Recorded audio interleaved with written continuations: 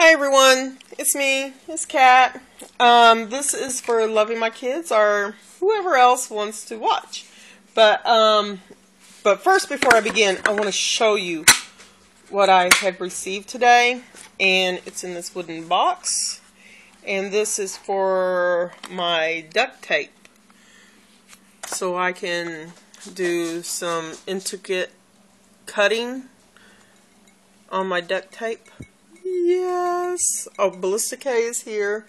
After we're done, you can have some. Look, my daughter's turning into a... Let me see it.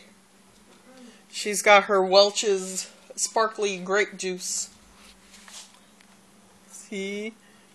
Non-alcoholic Welch's.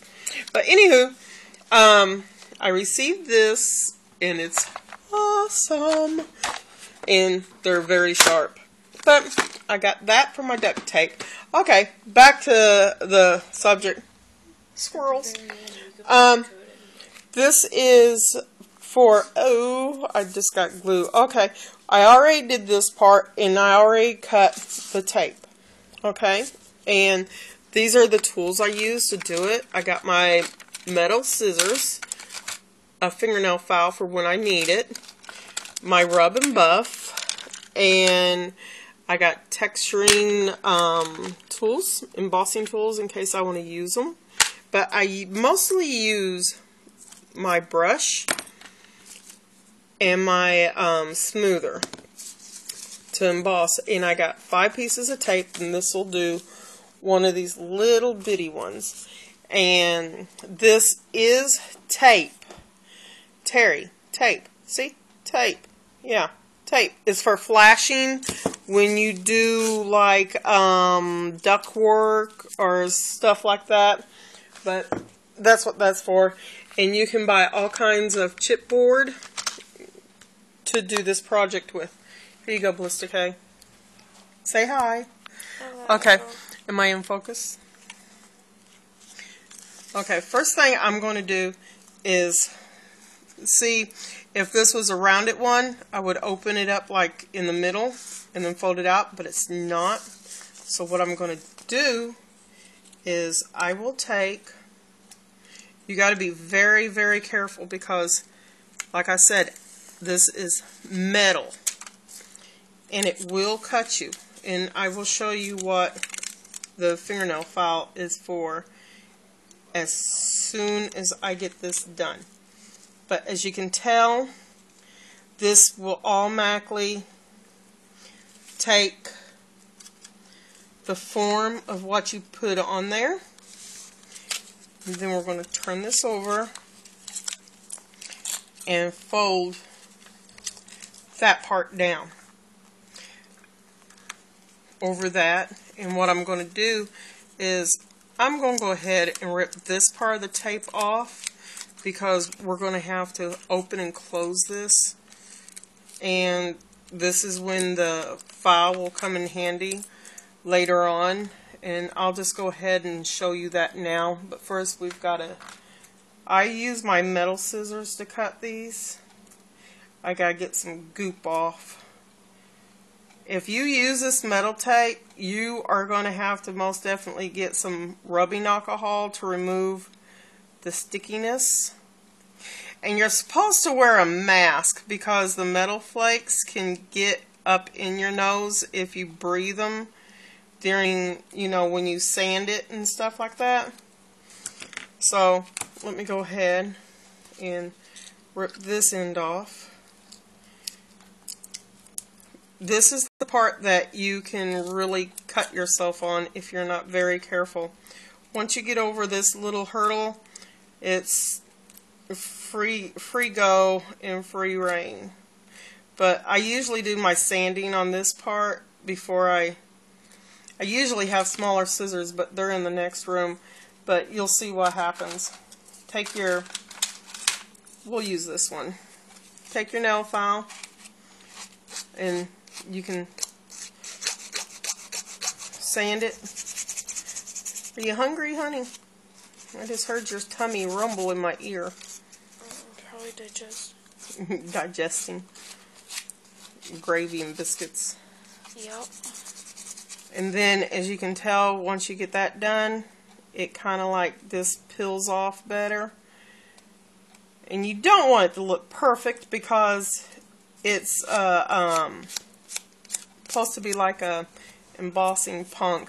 And when you sand it down, after you get sanded, just kind of like sand it to a smooth edge all the way around. Okay, and there you have. I run it on the table to get that smooth edge.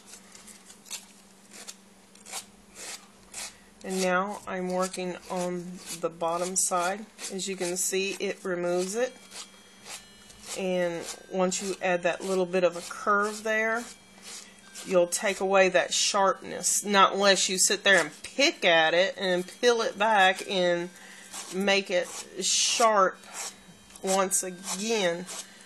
So this is not, I would say I would let a young adult to do it. But, oh, another thing, a Dollar Tree broom is really good because, take it out, oops, remove your tools, and you can sweep up all that metal flake, and that way you don't have to worry about it getting in your feet when you walk on it, because that stuff will stab you like a needle. Okay, that's one tape down and 4 to go. Okay, you peel this open again, and this is actually a lot stickier than the duct tape is. Okay, this one here we don't have to sand down, because on the inside you are going to decorate it with what you want, as in paper, pockets. You can make little pockets and everything, and what I use for my pockets is these little bitty 1/2-inch lunch bags, which I really need some. So if anyone has any little bags out there that they might want to get rid of, yeah, let me know. And you'll see this will go pretty fast once you get the hang of it. It's just like when you make a duct tape wallet. You've just got to be able to line it up. It don't have to be perfect, but it does have to cover what you're doing and stuff. You can make it edge to edge. You can make it overlap. You can stick it to paper on the bottom if you want. Just don't stick it to your book.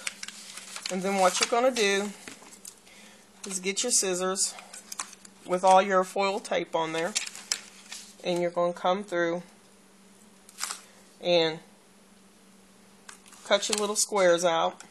You don't have to worry about perfect, because all this inside is going to be covered once you get it done. And so, but while I'm showing you this, I'll just go ahead and do a little chit chat. I found a puppy and everything else, and I'm really debating on getting her. Get it. She's a solid white apple head teacup. You're going to get her, so just go get her. Get her tomorrow. And I don't know if I want her or not, because I miss my baby, but... And then, get your smoother, and you don't want it to look perfect, like I said, because this is supposed to be kind of like a steampunk. Don't use the sharp. Well, it's not sharp, but you can if you want to get in there and get some definition in on that gemstone. But it's best to use kind of like the rounded side and then go around it, and you'll see it brings it all up. But this roll of tape like this is only like $7 at Home Depot, and it comes like that big. It's a huge roll of tape, and I use it for my ATCs. As a matter of fact, this is one of the ATC cards I just made. I'm not quite done. I don't know. It needs something else. So That's going to Paul's off of Facebook, and I'll be getting hers. And I've got Tanya Cox's box ready to go out tomorrow, along with Cute Charms Forever. Her box is ready and set to go. This time I was smart. I got her box came back to me in the mail and everything, so I was smart. This time I printed out her address that she sent me, and then I taped it onto the box. Yeah, it only took them a while, about 3 months to return the box, I think. And so when you send it overseas, just be careful. But as you can see, everything here on the front is coming out really nice. The stones look like they're bursting out. And I'm bringing out some of that definition that's inside. And what I'll probably do is get, oh, and here's another one I made with the metal tape. It's a frame, and it's got a piece of metal tape to look like a mirror. So let me put it up underneath the light. You see it? Okay. I'm so pretty. I'm so pretty. Oh, excuse me. What was that about? I am pretty. Okay. Ask Terry. Ask Sean. I'm a pretty princess. You can think that. I will think it. I don't delude need to. yourself for too long. I don't need to think so. Your daddy thinks I'm pretty. Yeah. That's why I told you to put a big bag over your head. Oh, the girl's got skills. She's got some Skittles up there. I'm about ready to turn her Skittles to nasty old dried out M&Ms. Yummy. I'm gonna smack her. And you want to do what? Go to sleep. You want to go to sleep? Yes. Oh no, I got housework for you now. Yeah. Remember, I'm the ugly stepmother now. Even though I'm not. You're not being a stepmother. I'm not a stepmother. I'm your mom. So that's why I get I to didn't torture say you. anything. I get to torture you. No. Yes, that's I do. illegal. No, it's not. It's illegal. As long as I don't duct tape you. It goes against my religion. It goes. Housework is against your religion. Yep. But as you can tell, it takes a lot to get it varnished down there. And there you go. You got that.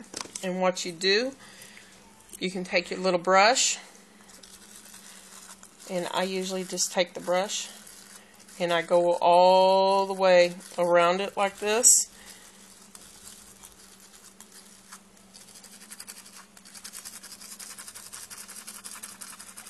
I just do that, and it leaves these little bitty scouring marks like. And you see how fast that is?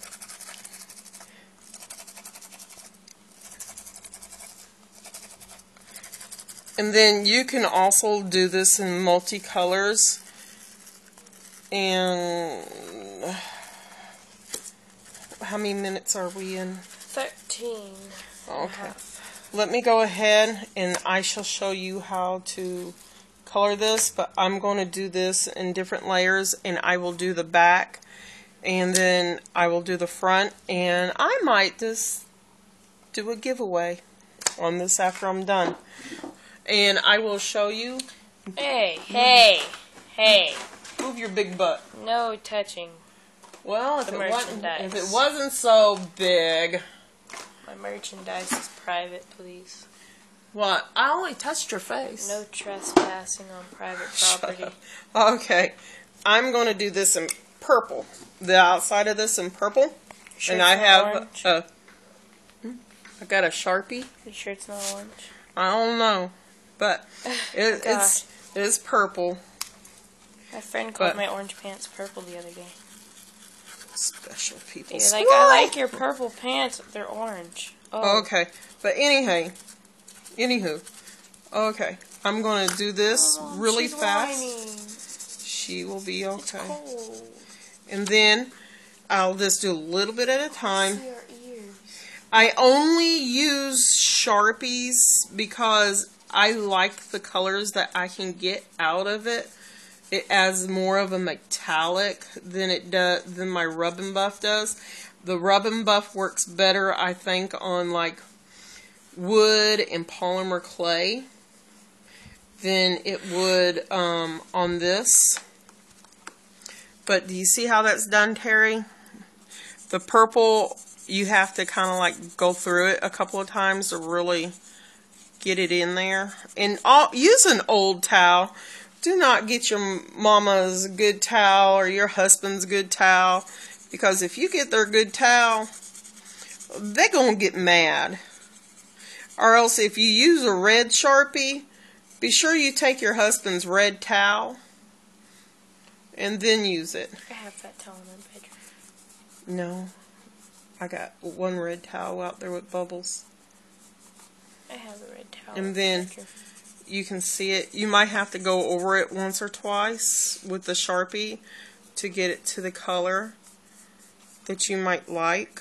And I kind of like that. Do you see how that turns that purple color with that Sharpie? And then you can just go in and touch it up.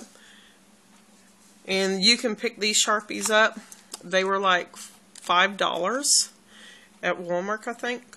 $5 or $6 for a whole pack of, I can't remember how many dollars. But you would continue doing this all the way through. And I'll recap you on this part here just to show you. And if you want the raised dots like I did, hold on, red, let me get this. Like if you want the raised dots like I did here, what you would do, I'll turn it over, I got some that's raised over here. If you want these raised dots right there, what you will do is you can use your puffy paint.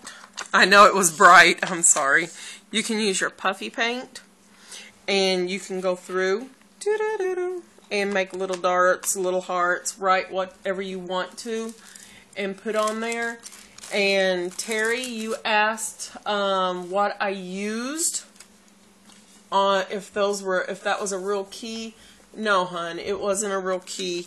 It was these little feltables fashions, and what I did is I took them and I put them down, and they're thick enough to emboss around your book. And then I took my stylus, it's somewhere, my stylus pen right here, and I took it and got in there really good and stuff, because you can also use it to you can also use your metal stylus to really get into the areas that you want to get into also. And this here will also help push a lot of that down that might just pop up because you're making an indentation in it.